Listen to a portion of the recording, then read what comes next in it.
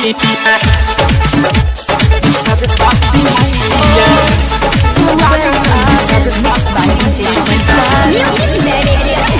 You that stand here right there all alone, even though it's been unspoken so long. I'm always waiting for you, just waiting for you to get it आसन सजाही के चंदन लगाही के पूजा करा दे बाबा भंडा बोलाही के सेवन के करेला भलहिया तू आई सरस्वती मैया झूठल बा सबे मैया तू आई सरस्वती मैया आसन सजाही के चंदन लगाही के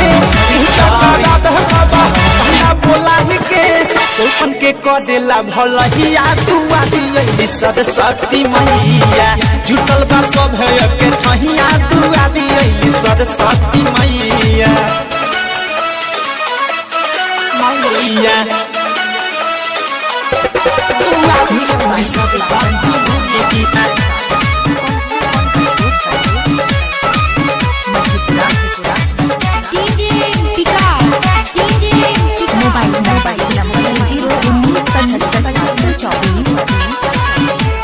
किताब बाटे हंस के सवारी विद्या के देवी हई मोरी मायारी हाथ किताब बाटे हंस के सवारी विद्या के देवी हई मोरी मायारी एक हाथ बिना तुझे हाथ में फूल बा जल्दी से अइली नाई न्योता कबूल बा जबून कदी पहिया तू आदि अइली सरस्वती मैया जुटल बा सब है के पहिया तू आदि अइली सरस्वती मैया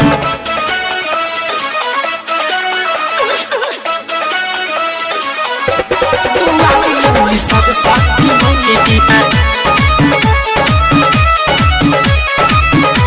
तू आदि अइली सरस्वती मैया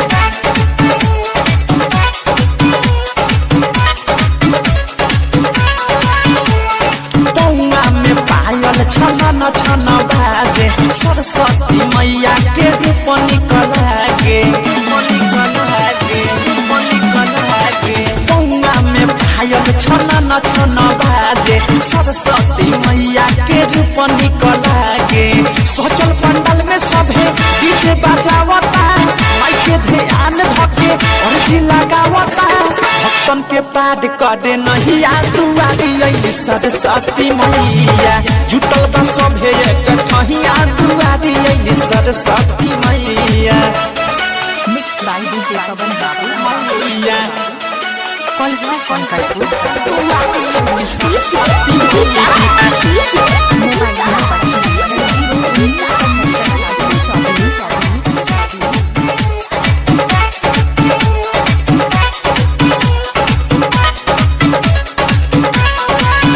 मोबाइल हम सादा कैली तैयारी अनुराग बिकी के भगिया साउंड रहारे